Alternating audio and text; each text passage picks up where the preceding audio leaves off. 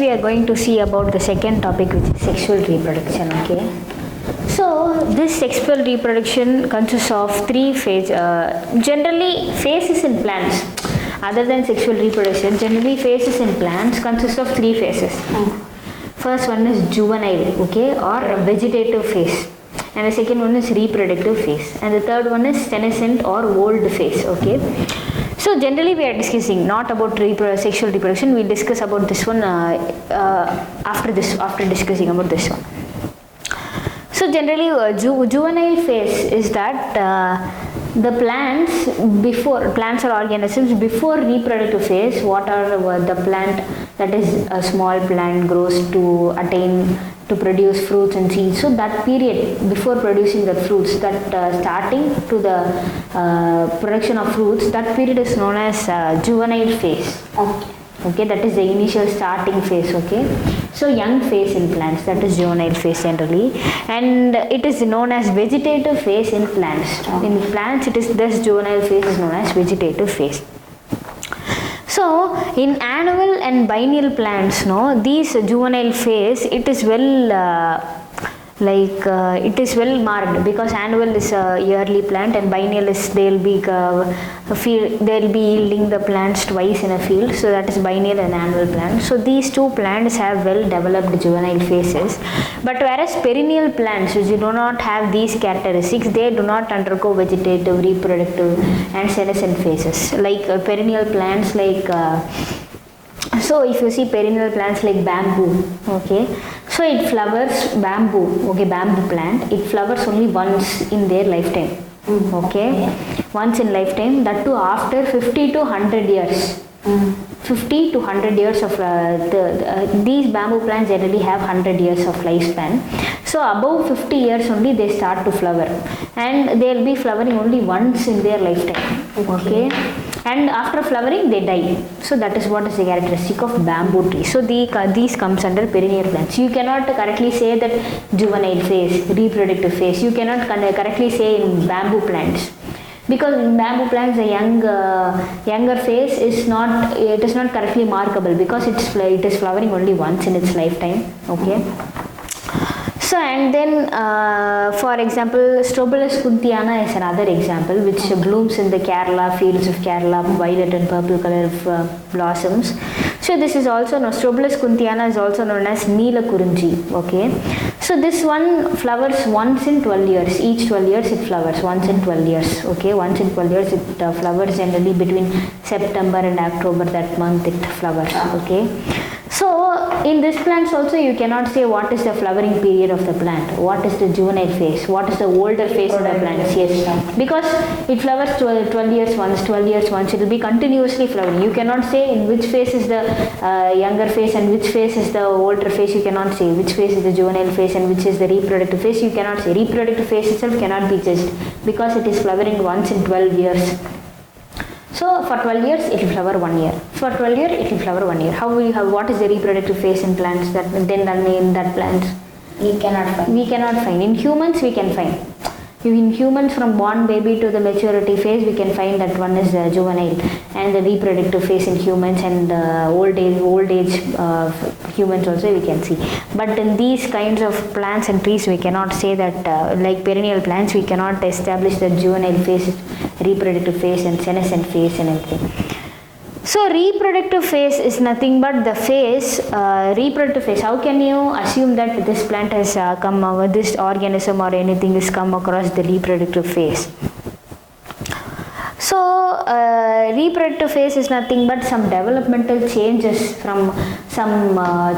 occur in these organisms, hormonal wise and reproductive system wise and everything, and other sex organs wise and other characteristics wise, male and female characteristics. So there are various differences in this reproductive phase in organisms. Many mammals and everything, many organisms have some differences.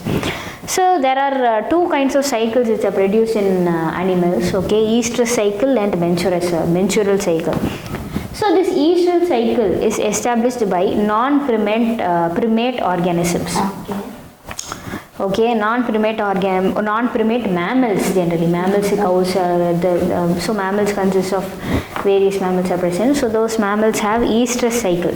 Okay, non-primate mammals undergo estrous cycle when before, that is at in the starting stage of reproductive phase. Okay, so what are non-primate mammals generally? Cows, sheep, rat, deers, dogs and tiger, etc. They undergo estrous cycle. Okay, and menstrual cycle is undergone by primate mammals. Okay, primate mammals are generally monkeys, apes and humans. So these all are primate mammals. So they undergo change at the starting of reproductive phase, which is known as menstrual cycle, which denotes the starting of the reproductive phase. Okay, so we have seen juvenile phase, we have seen reproductive phase, and now we are seeing about senescence or old phase. Okay, so this senescence or old phase is nothing but the end phase of the plant. Okay, after flowering, after producing more offsprings, then it will reach to a stage where all the leaves and all the parts of the plant start to wither off the plant. Okay, so that those stage comes under senescence or old age phase, and in many organisms the immunity become decreased. So that and all denotes the senescence or old age phase. Okay, so we have seen about 3 phases. So now we will see about sexual reproduction. Okay, what is occurring in this reproductive phase, that is sexual reproduction.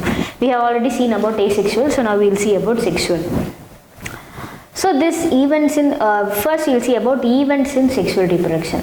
So what kind of events takes place when organisms undergo sexual reproduction are pre-fertilization events, fertilization events and post-fertilization event. So now we are going to see about pre-fertilization event. Okay, so this pre-fertilization events have 2 stages in them, which is gametogenesis, production of male and female gametes, and gamete transfer. Okay, transfer of gametes from one organism to the other organism. Okay, so here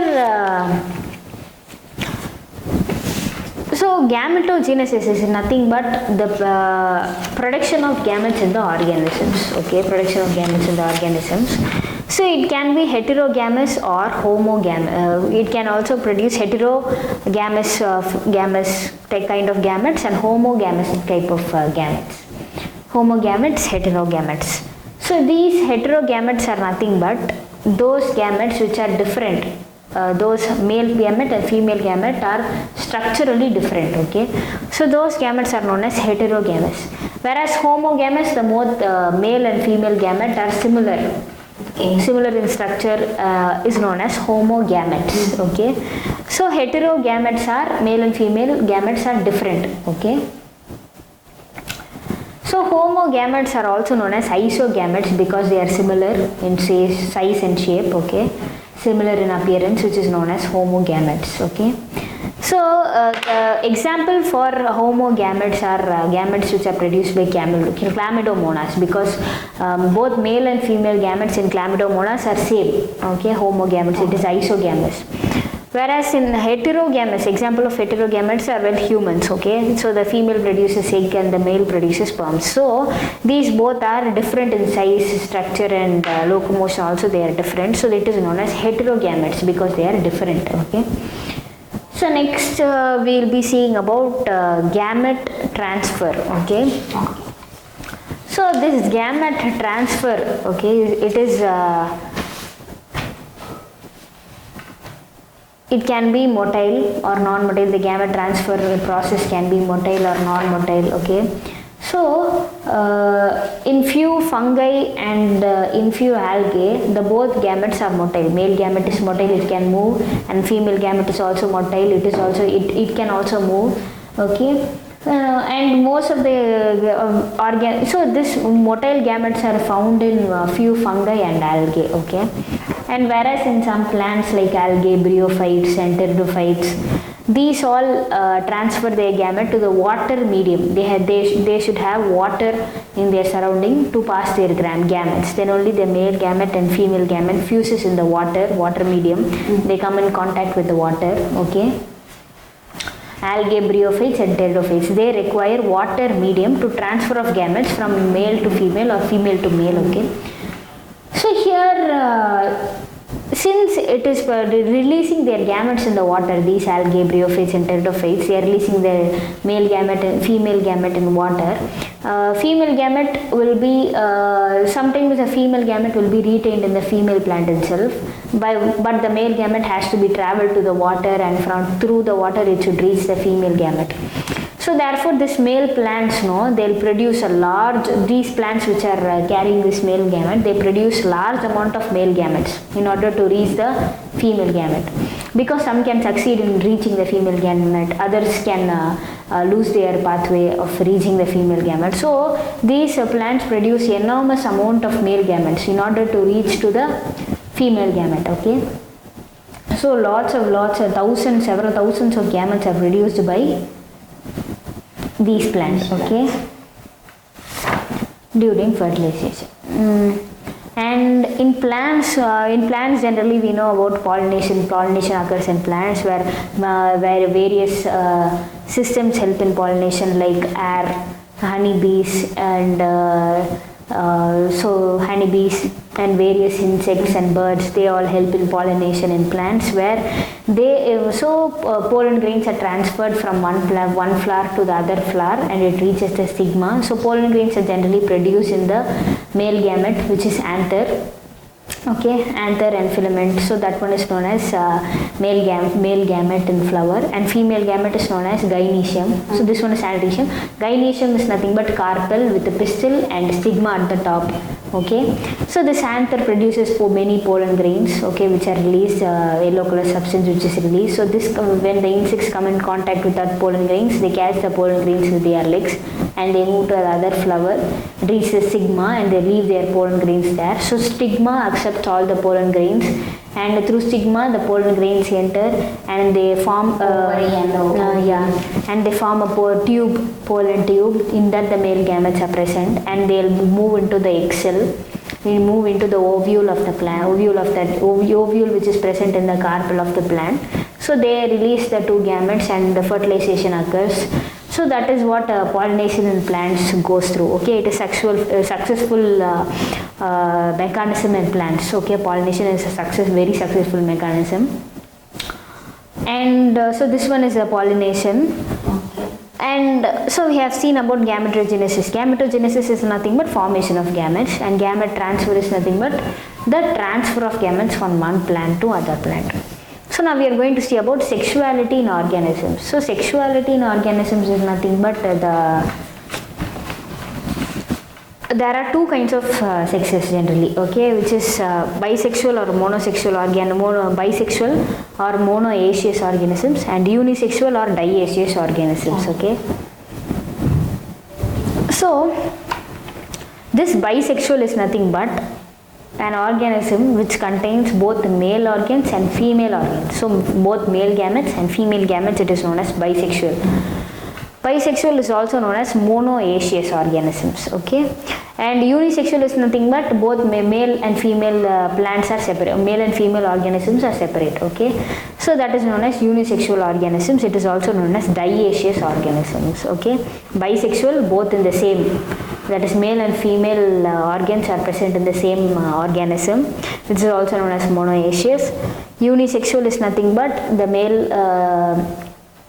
male organism is different and female organism is different, and this is known as dioecious organisms, okay. So the examples of bisexual is earthworm, okay, earthworm, sponges, tapeworm and leech are the typical examples of bisexual organisms or monoecious organisms, because in earthworm both male gamete is present and female gamete is also present, okay. And example of unisexual organisms are various, like humans and everything, humans and ascarias. So there are many organisms which are example of unisexual organisms, okay. So now we are going to see about some examples of monoecious plants, that is bisexual plants. In plants, you know, cucurbita and coconuts. So cucurbita is nothing but the cucumber plants and coconuts. So these both also present, these both also carry male gametes and female gametes within them. So we saw about animals, earthworm, leaves. So in plants it is cucurbita and coconuts, okay. So they both carry both male gametes and female gametes within them, okay. And dioecious plants, that is in unisexual plants and plants, okay, unisexual plants are papaya and date palm. So papaya have both the male plant different and female plant different, and date palm also they have male plant different and female plant different. So in bisexual means the both male and female gamete in the same plant. Example of plants are the coconut and cucumber. Okay, and in animals, what are the examples? In animals, Earthworms, leech. Okay. So in unisexual, many animals are examples which can be separate both the sexes, cockroach and everything. And in plants, the unisexual examples are date palm and papaya. Okay. So this is the sexuality in organisms. And so now we are going to see how and what kind of mechanism it is producing gametes. So there are two kinds of plant body, haploid plant body and diploid plant body. Haploid plant body is nothing but the plant having n number of chromosomes. Diploid plant body is nothing but the plant having 2n number of chromosomes. Okay. So in haploid plant body there are n number of chromosomes, so they have to produce gametes. So they produce gametes by equational division called mitosis. Equational division, it separates in each division, it gives n number of chromosomes in each division. So haploid organisms, they produce gametes by mitosis, whereas 2n so haploid produce gametes by mitosis where 2n cells are produced. Okay, whereas diploid produce gametes by meiosis. Meiosis nothing but reduction. Haploid means n number of chromosomes which produce n number of chromosomes in the progeny cells also. Diploid means it is 2n number of chromosomes and it produces gametes by meiosis. Meiosis is reduction division, so it reduces and produces 2n. So what is the difference between these two?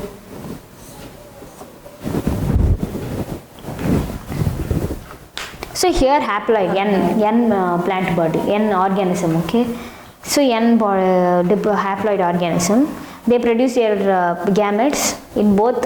They produce their gametes which contain n number of chromosomes. Whereas diploid organisms, they produce gametes which contains n number of chromosomes. N gives rise to n, but here 2n gives rise to n. Here equational division, here reduction division. It is reducing to half. Okay, so that one is mitosis, meiosis. Okay, can you understand? So diploid organisms produce gametes by diploid organism produce haploid. Yeah, it is meiosis. Okay, whereas haploid organisms produce gametes by Mitosis. Very good. Mitosis is nothing but Reduction. equational division. Equational. Okay, meiosis is nothing but Reduction. Have you understand all these concepts? Okay, so next we will see about fertilization.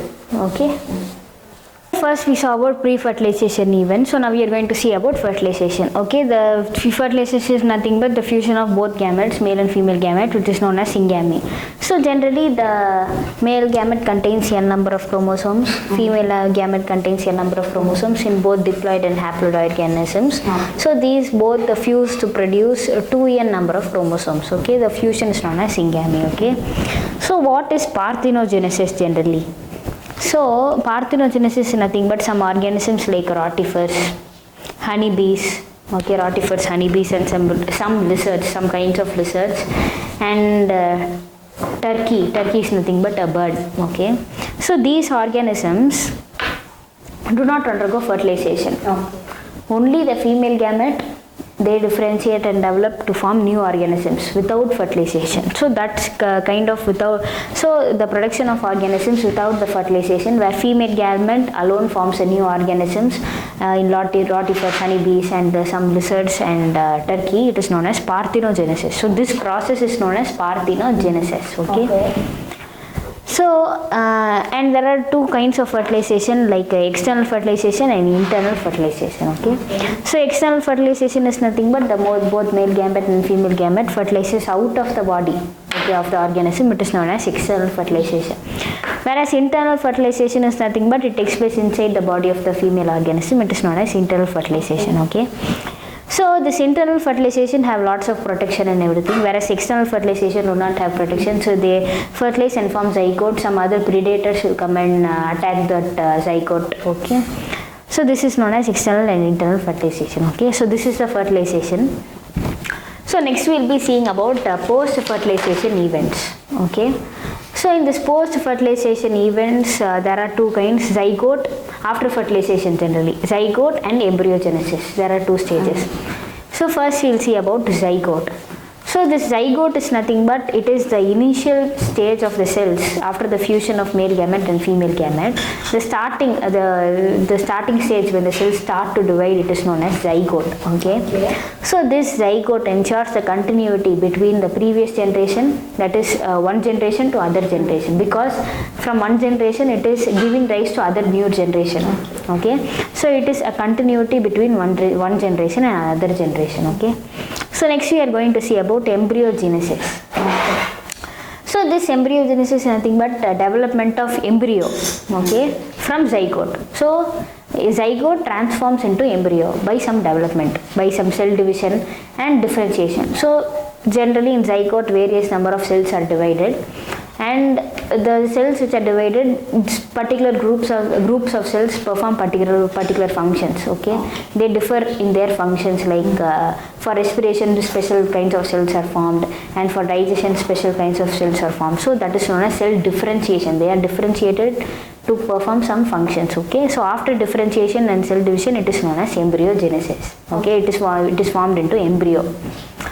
So here so there are two kinds of animals, okay, after embryogenesis, that is oviparous and viviparous organisms.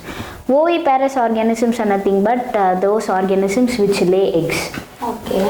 And viviparous organisms are nothing but those organisms which directly give birth to the younger organisms. Okay, directly. So this is internal fertilization, that is external fertilization. No, not like that. Okay. So oviparous just lay eggs. Okay, so both are internal fertilization.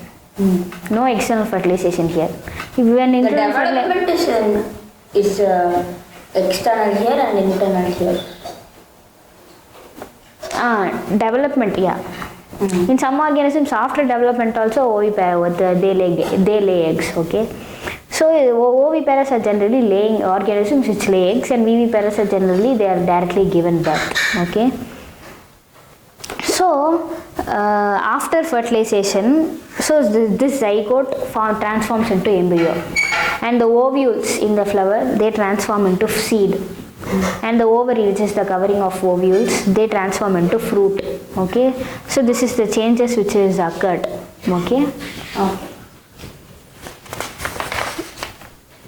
So in fruit, the external hard layer is known as pericarp. Okay. So these are the changes which is occurred. So with this, the chapter ends. Okay. Thank you for watching. If you like this video, share this video. Please subscribe this video. Please subscribe this channel. Please subscribe this channel. And if you have any doubts, please leave them in the comment section. Preetika and Anirudh signing off.